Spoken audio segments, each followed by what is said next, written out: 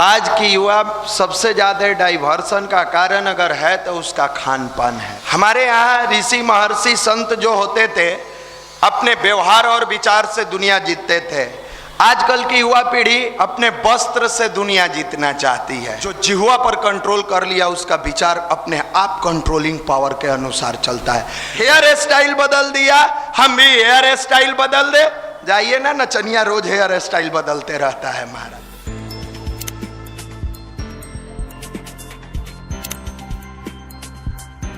गुरुदेव परम वंदनीय माता जी की ऐसी मनोकंपा बनी रहे, ऐसी मंगल कामना युवा प्रकोष्ठ की तरफ से।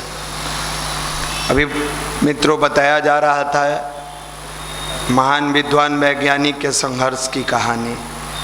सुनने में भी अच्छा लगता है, ताली बजाने में उससे ज़्यादा अच्छा लगता है, लेकिन करने में डायरेक्ट ज्वाइनिंग लेटर भैया आ जाता ना, बड़ा मज़ा आता। कितना लोग जोरदार ताली बजाए थे, लेकिन जब आपके जीवन में संघर्ष आता है तो क्यों आप हिचक जाते हैं? तो आपको यहाँ से सुनाने का उद्देश्य ये नहीं होता है कि आप ताली बजाइए। सुनाने का उद्देश्य होता है कि जब आपके जीवन में संघर्ष आए तो इससे प्रेरणा लीजिए और कठिनाइयों से डरिए नहीं, लड़िए। डरने वाले के लिए ये दुनिया नहीं है। और एपीजे अब्दुल कलाम जी केवल पढ़ के एपीजे अब्दुल कलाम जी नहीं बने।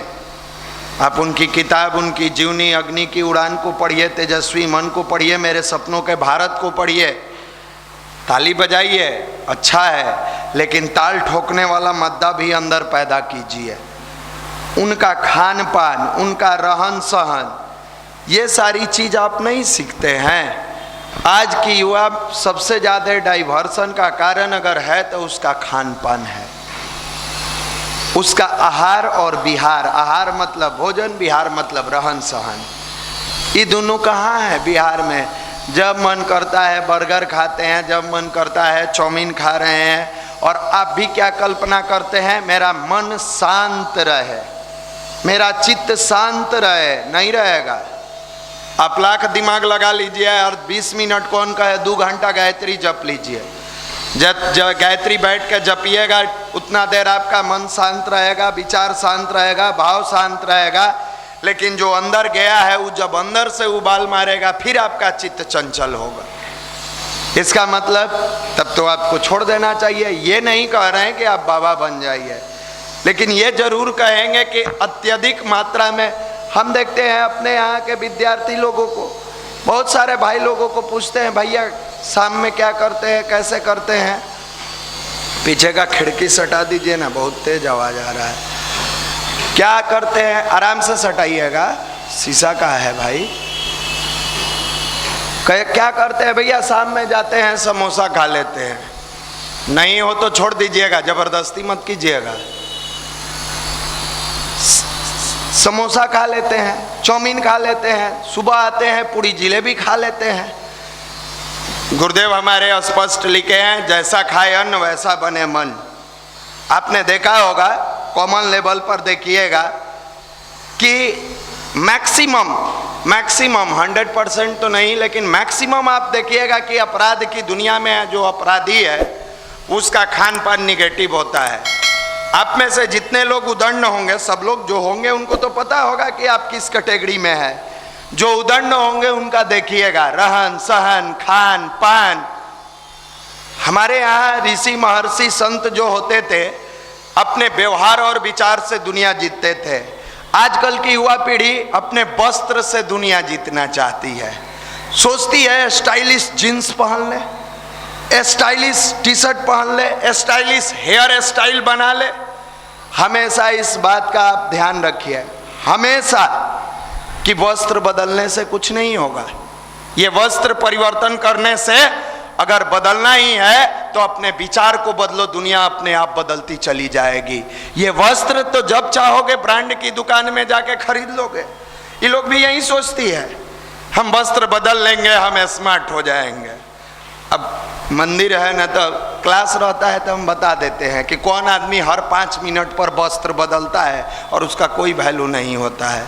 इशारा में अगर समझदार होइएगा तो आप समझ जाइए। वस्त्र बदलने से अगर व्यक्तित्व बदलता तो बुरा मत मानिएगा, आ गया है तो कहीं देते हैं।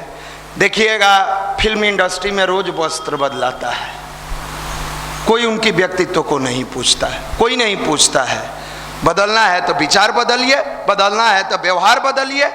ये अगर बदल जाता है तो दुनिया में कोई ऐसा नहीं है। हमारे यहाँ तो गांधी जी फटा हुआ आधा धोती पहनते थे, आधा ओढ़ लेते थे। राष्ट्रपिता कहे गए, हम लोग टाइट जीन्स पहनते हैं, टाइट टी शर्ट ब्रांड का, सीधा कोई भैया भी नहीं कह रहा है। रमेश नाम है तो रमेशवा कहता है, ए रमेशवा सुन न। यही हमारी वस्त्र की क्रांति है। और जिसने आधा पहन के आधा बदला वो राष्ट्रपति कहा गया। जो गेरुआ पहन के मुरैठा बांध के पूरे विश्व का भ्रमण किया वो स्वामी विवेकानंद कहा गया। यहाँ सबसे आवश्यक है खान पान। हम लोग पीडीसी के 5 दिन के क्लास में भाई लोगों से, अब भाई ऑनलाइन वाले मत पूछिएगा कि ऑनलाइन पीडीसी कब होगा, ऑनलाइन नहीं होता है, ऑफलाइन करना पड़ेगा। जब हम पीडीसी के नाम लेते हैं पीछे से 10 गो मैसेज आता है, ऑनलाइन करा दीजिए ना। डॉक्टर सर्जरी करेगा, कहिएगा ऑपरेशन थिएटर छोड़ के रोडे पर कर दीजिए ना।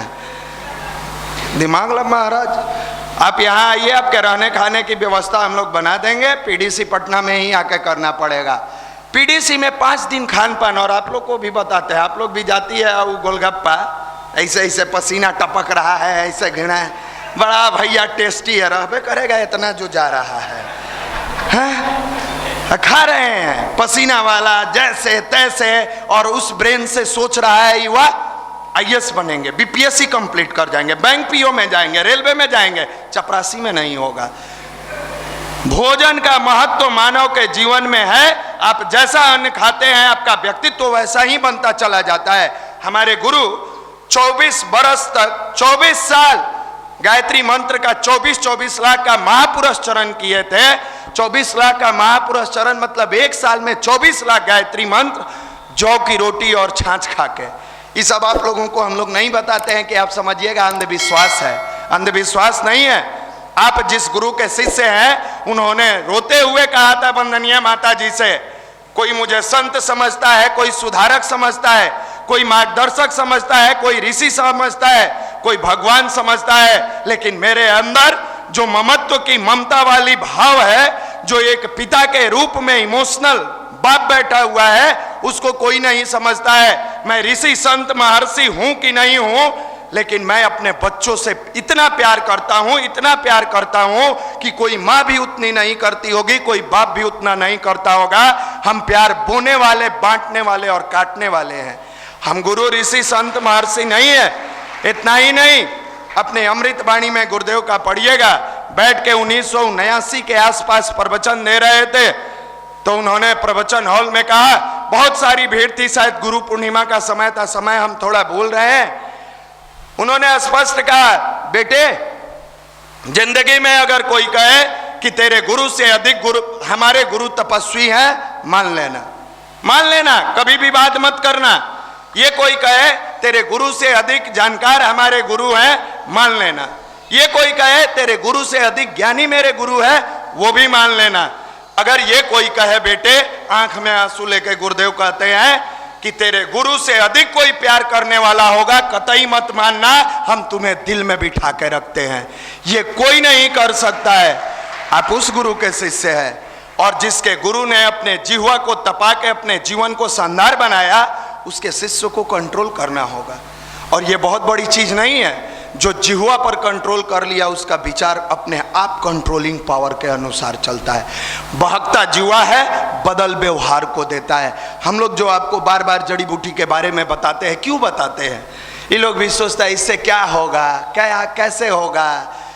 भोजन तो रोज कर रहे हैं, चेहरा की चमक गई कहाँ? खाना तो रोज खा रहे हैं, गोलगप्पा चाउमीन सब खा रहे हैं, चेहरा लग रहा है 12 बजा है, मुरझाया है, उलझा हुआ है, आंख के नीचे काला हो गया, गाल धस गया। अब इन लोगों के सामने पोल खोले का है धस गया? क्या क्या करते हैं छुपा के, गार्जियन से बिना बताए, और इन लोगों को भी वही दशा है। अरे परमात्मा ने कितना शानदार इतना बड़ा लाइफ दिया है। लाइफ बहुत है नहीं, बचपना में 15 साल गुजार दिए, उस समय अबोध बालक थे। अब तो कम से कम 16 साल के बाद जवानी आई है, 16 से लेके 35-40 साल तक अपने जवानी को इस तरीके से सजा के सही क्रम में चलाने का प्रयास कीजिए कि आपका छोटा भाई, आपका छोटा बहन, आपका क्लासमेट, आपका रूममेट, आपका सहयोगी, आपके गांव के अभिभावक कहे कि बेटा हो तो इसके जैसा, बेटी हो तो इन लोगों जैसा। नहीं, कोई शौक नहीं चढ़ता है। शौक क्या चढ़ेगा? मेरा रूममेट या इन लोगों की मेरी रूममेट कान में ईयरफोन लगा के रोड पर जाती है, गाना सुनते, हम भी ईयरफोन खरीद ले, कान बहिरा हो जाएगा, चौपट हो जाइएगा महाराज। हमारा रूममेट हेयर स्टाइल बदल दिया, हम भी हेयर स्टाइल बदल दे। जाइए ना, नचनिया रोज हेयर स्टाइल बदलते रहता है महाराज। व्यक्तित्व बदलिए, माफ करिएगा, व्यक्तित्व बदलिए।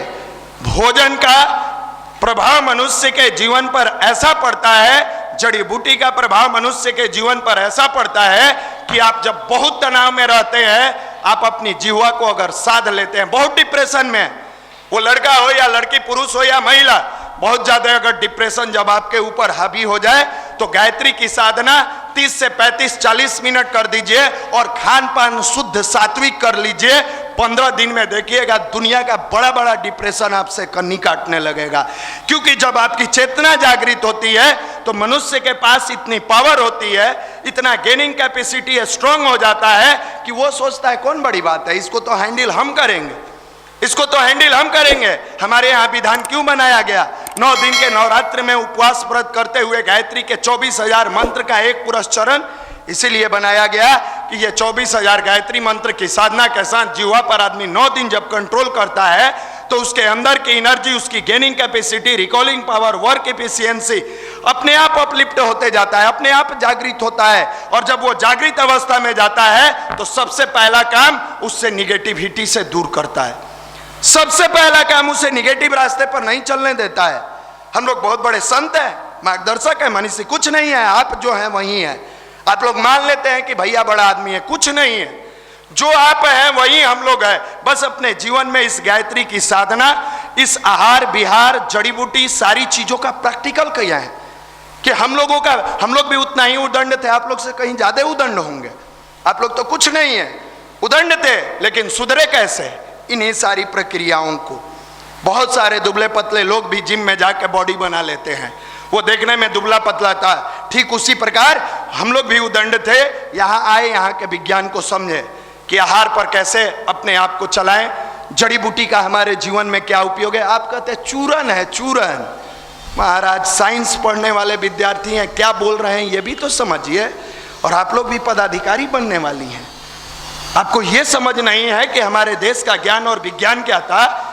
हमारे देश का तो विज्ञान ये था कि जड़ी बूटी खा के और कई कई वर्षों तक तपस्वी तप करते थे और उनसे ज्ञान लेने के लिए विदेश से लोग आते थे।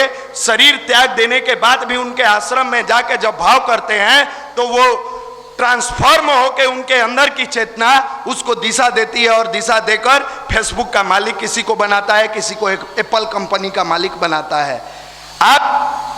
हम लोग तो भैया गाना सुनते हैं, ये करते हैं। माफ करिए मेरे मित्र, आपसे भाव भरा निवेदन है, विद्यार्थी जीवन में आपके परिवार वाले बहुत आशा लगाकर बैठे हैं, मेरा बेटा और बेटी सफल होकर आएगा और सफलता का पैमाना एक ही है, केवल अध्यात्म में गायत्री मंत्र का जपना नहीं, गायत्री मंत्र के साथ अपने आहार को बेहतर बनाना। और आप जरूर बनाएंगे, ऐसा मेरा भाव है, ऐसा मेरा मानना है कि धीरे धीरे ही सही लेकिन अपने जिह्वा पर कंट्रोल करें।